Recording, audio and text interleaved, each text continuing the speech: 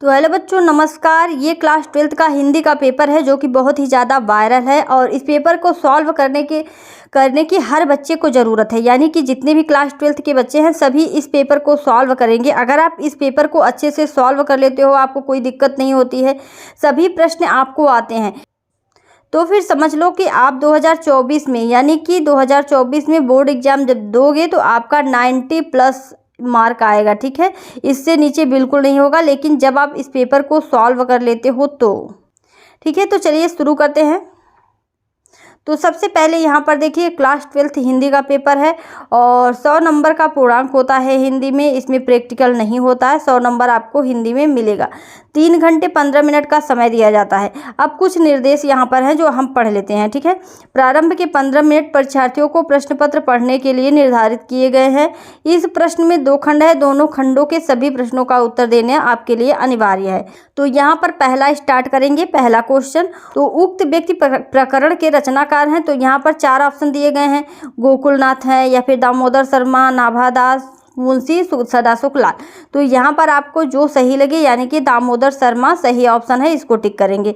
दूसरा क्वेश्चन है, भारतेंदु युग की पत्रिका है, तो भारतेंदु युग की पत्रिका कौन सी है? यहाँ पर 4 ऑप्शन आप देख सकते हैं। कविवचन सुधा, सरस्वती, मर्यादा, हंस। तो आपको क्या करना है, भारतेंदु युग की पत्रिका जो है कविवचन सुधा। ठीक है, भारतेंदु युग की ये पत्रिका है। अगला क्वेश्चन देखेंगे, हिंदी गद्य साहित्य के द्वितीय उत्थान का प्रारंभ कब हुआ? तो हिंदी गद्य साहित्य के द्वितीय उत्थान का प्रारंभ जो है 1950 में हुआ। ठीक है, जो ऑप्शन यहाँ पर नहीं है, लेकिन आप लोग 1900 जो है टिक करिएगा, यहाँ पर है नहीं वो ऑप्शन। 1950 में द्वितीय साहित्य का उत्थान किया गया था। अगला क्वेश्चन देखेंगे, सेवा सदन के रचनाकार हैं, तो सेवा सदन के रचनाकार कौन है? यहाँ पर देखिए, जैनेन्द्र है, अज्ञेय, या फिर मुंशी प्रेमचंद, या फिर हरिकृष्ण प्रेमी। तो सेवा सदन के रचनाकार मुंशी प्रेमचंद हैं। ठीक है, इसको देख लीजिए। अगला क्वेश्चन देखेंगे, हिंदी की प्रथम आधुनिक कहानी होने का श्रेय दिया जाता है, यानी कि किसे दिया जाता है? ईसा अल्लाह खां को, या फिर रामचंद्र शुक्ल को, या फिर किशोरीलाल गोस्वामी को, विष्णु प्रभाकर को। तो यहाँ पर सही ऑप्शन कौन सा है? किशोरीलाल गोस्वामी। ठीक है, अगला क्वेश्चन देखेंगे, आदिकाल का ग्रंथ नहीं है। यहाँ पर आदिकाल का ग्रंथ कौन सा नहीं है? कीर्तिलता, बिसल देवरासो, आलखंड। तो तीनों आप देख रहे हो कि ये आदिकाल का ही ग्रंथ है। पद्मावत आप चेक करिएगा, पद्मावत जो है वह भक्ति काल में बना है। ठीक है, भक्ति काल में, तो इसलिए ये जो है ग्रंथ आदिकाल का नहीं है, सही ऑप्शन हो जाएगा। अगला क्वेश्चन देखेंगे, अष्टछाप के कवियों का संबंध है भक्ति काल की किस शाखा से? तो अष्टछाप के कवियों का संबंध किस शाखा से है? राम भक्ति शाखा से, या फिर ज्ञानाश्रयी शाखा से, या फिर प्रेमाश्रयी शाखा से, या फिर कृष्ण भक्ति शाखा से। तो अष्टछाप कवि जो हैं कृष्ण भक्ति शाखा से थे। ठीक है, ये सही ऑप्शन हो जाएगा। अगला क्वेश्चन देखेंगे, श्रृंगार और वात्सल्य रस के अमर कवि हैं, तो श्रृंगार और वात्सल्य रस के अमर कवि कौन हैं? यहाँ पर देखिए, केशवदास, या फिर कबीरदास, या फिर सूरदास, या फिर कविवर बिहारी। तो यहाँ पर जो है श्रृंगार और वात्सल्य रस के कवि सूरदास कहे जाते हैं। आराम से टिक करिएगा, कोई दिक्कत नहीं है। उसके बाद चाँद का मुँह टेढ़ा है, चाँद का मुँह टेढ़ा है, ये क्या है? रचना की विधा है, यानी कि काव्य है, या फिर निबंध, या फिर उपन्यास, या फिर कहानी। तो सिंपल सी बात है, चाँद का मुँह टेढ़ा है तो ये काव्य है। ठीक है, अगला क्वेश्चन देखेंगे, कबीर वाणी के डिक्टेटर हैं, कबीर वाणी के डिक्टेटर है, यह किसका कथन है? तो मैं आपको बता दूं कि कबीर के बारे में जहां कहीं भी लिखा जाएगा आचार्य हजारी प्रसाद टिक करिएगा, क्योंकि इन्होंने कबीर पर एक किताब लिखी है। ठीक है, कबीर पर एक किताब लिखी है, उसी में से सारे टॉपिक निकाले जाते हैं। तो आप यहाँ पर हजारी प्रसाद द्विवेदी टिक कर दीजिएगा। अगला क्वेश्चन देखेंगे, चलिए हम लोगों ने 10 क्वेश्चन कर लिए, 10 नंबर हमारे कंप्लीट हो चुके हैं। अब हम लोग तीसरा क्वेश्चन देखेंगे। निम्नलिखित गद्यांश का संदर्भ देते हुए किसी एक के नीचे दिए गए प्रश्नों का उत्तर दीजिए। तो यहाँ पर आप देखिए 10 नंबर आपको मिलने वाले हैं, बहुत हाई नंबर है। 10 नंबर बहुत हाई नंबर है। इसको लेने के लिए बहुत कुछ नहीं करना है, सिर्फ 5 प्रश्नों के उत्तर, यहाँ पर देखिए 5 प्रश्न दिए गए हैं, 5 प्रश्नों के उत्तर देने हैं, ठीक है आपको। और कुछ भी हार्ड नहीं है, सिर्फ आपको याद क्या रहना चाहिए, प्रस्तुत पद्यांश के पाठ एवं लेखक का नाम। उसके बाद सारा आंसर आपको इस जो पैराग्राफ है इसमें मिलेगा, ठीक है। आपको सिर्फ पाठ का नाम याद रखना है बस, ठीक है। तो चलिए यहाँ पर देखते हैं। तो यह जो है राष्ट्र का स्वरूप से लिया गया है और इसको लिखने वाले कौन हैं, वासुदेव शरण अग्रवाल, ठीक है। वासुदेव शरण अग्रवाल इसको लिखने वाले हैं। चलिए पहला क्वेश्चन हमारा कंप्लीट हो चुका है और दूसरा क्वेश्चन देखेंगे, रेखांकित अंश की व्याख्या कीजिए। तो रेखांकित अंश आप देख सकते हैं यहाँ पर कि रेखांकित अंश यानी कि समन्वय युक्त जीवन राष्ट्र का सुखदायी रूप है। बस इतने का आपको व्याख्या करना है। तो आपको कम से कम 3-4 लाइन में इसको थोड़ा सा बड़ा में व्याख्या कर देना है, बस हो गया रेखांकित अंश की व्याख्या। इसी तरीके से आपके तीनों प्रश्नों के आंसर इसी में आपको मिलेंगे, ठीक है। जैसे प्रस्तुत अनुच्छेद के अनुसार जंगल में क्या क्या मिलता है, तो यहाँ पर आप देख सकते हैं, आपको इसमें मैं दिखा दे रही हूँ अच्छे से। जंगल में जिस प्रकार अनेक लता वृक्ष वनस्पति अदम्य भाव से, यानी कि ये सारी चीज़ें जंगल में मिलते हैं। और अगला क्वेश्चन यहाँ पर देखिए, जल प्रवाह नदी के रूप में किससे मिलता है। तो यहाँ पर जल के अनेक प्रवाह नदियों के रूप में मिलकर समुद्र में एक रूपता बताते हैं, तो समुद्र से मिलते हैं, ठीक है। दूसरा क्या है, लास्ट वाला जो है, राष्ट्रीय जीवन की अनेक विधियाँ राष्ट्रीय संस्कृति में क्या प्राप्त कर रही हैं। तो यहाँ पर सिंपल सा आप देखो, यानी कि देखिए उसी प्रकार राष्ट्रीय जीवन की अनेक विधियाँ राष्ट्रीय संस्कृति में समन्वय प्राप्त कर रही हैं, यानी कि समन्वय, उस तरह जैसे प्रश्न पूछा है वैसे आपको आंसर देना है, ठीक है। तो यहाँ से आपने 10 नंबर कंप्लीट कर लिए। इसमें कुछ भी कटेगा नहीं, सब नंबर मिलेगा, बस आपकी राइटिंग अच्छी दिखनी चाहिए। उसके बाद देखिए नए नए शब्द, नए नए मुहावरे रीतियों के प्रयोगों से युक्त। यह भाषा और आधुनिकता पाठ से है, ठीक है। यहाँ पर आप देख भी सकते हैं भाषा को आधुनिकता में, इससे आप जज कर सकते हो कि ये इस चैप्टर से है। और इसके लेखक जो हैं वो ए हैं, ठीक है। उसके बाद देखिए प्रस्तुत गद्यांश के पाठ एवं लेखक का नाम लिखिए। तो प्रस्तुत गद्यांश के पाठ एवं लेखक का नाम आप लिख दोगे। रेखांकित अंश की व्याख्या कीजिए। तो यहाँ से यहाँ तक का आपको व्याख्या कर देना है, इसका आंसर देना है, इसका आंसर देना है, ठीक है। सारे आंसर आपको इसी में मिलेंगे। 5 क्वेश्चन यहाँ पर भी होंगे, अथवा करके दिया गया है तो आपको एक ही करना है, ठीक है। अब चौथा क्वेश्चन देखेंगे, पद्यांश पर आधारित निम्नलिखित प्रश्नों के उत्तर दीजिए। इसमें भी 10 नंबर मिलेंगे। यहाँ पर पद्यांश है, ठीक है। तो देखिए, नील परिधान बीच सुकुमार, खुल रहा मृदुल अध खुला खिला हो जियो बिजली का फूल। और साथ ही साथ आप ये भी देख लीजिए कि यहाँ पर रेखा कहाँ से कहाँ तक खींची हुई है, अंडरलाइन जो खींची हुई है, ठीक है। तो सबसे पहला जो क्वेश्चन है यहाँ पर देख लीजिए, प्रस्तुत पद्यांश के पाठ एवं कवि का नाम लिखिए। तो पाठ का नाम जो है श्रद्धा मनु है, ठीक है, श्रद्धा मनु। लेखक जयशंकर प्रसाद, ठीक है, जयशंकर प्रसाद, इसको लिखेंगे। उसके बाद मेघ घन बीच गुलाबी रंग में कौन सा अलंकार है, तो उपमा अलंकार है, इसको लिख देंगे। नीले वस्त्र में लिपटी नायिका कैसी दिख रही है, परिधान और मृदुल शब्द का अर्थ बताइए, ठीक है। तो इस तरीके से आपको इसको लिख देना है। अगला जो है, मान लीजिए कि ऊपर का आपको नहीं आया तो अथवा करके यहाँ दिया है, इस धारा सा ही जग का क्रम, शाश्वत इस जीवन का उद्गम, शाश्वत है गति, शाश्वत संगम, शाश्वत नभ का नीला। ये कहाँ से लिया हुआ है, तो सिंपल सी बात है, यहाँ पर देखिए बता रहा है खुद की हम कहाँ से आए हैं, नौका विहार से, ठीक है, नौका विहार से लिया गया है। और लिखने वाले हैं सुमित्रा नंदन पंत, ठीक है, सुमित्रा नंदन पंत, सिंपल सा। और इसी में से जब आप चैप्टर्स का अर्थ जानते रहोगे तो फिर आप इस क्वेश्चन का आंसर आसानी के साथ कर लोगे, ठीक है। ये सारे क्वेश्चन 5 आप आसानी के साथ कर लोगे।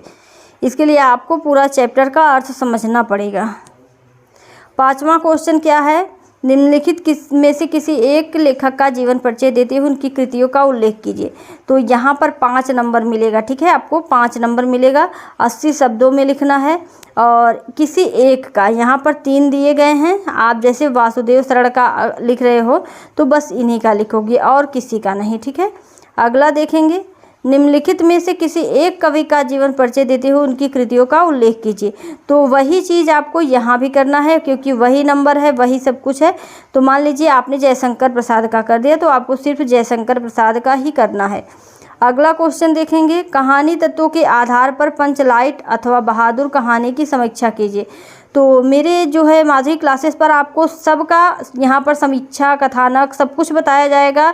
तो इसलिए बार बार कहती हूँ कि जब आप चैनल को सब्सक्राइब करके रखोगे तो कभी भी जो वीडियो जाता है वो आपको तुरंत नोटिफिकेशन मिल जाएगा कि पंचलाइट का वीडियो आया है, बहादुर का वीडियो आया है, ठीक है। तो आप लोग आसानी के साथ देख सकते हो, खोजना नहीं पड़ेगा।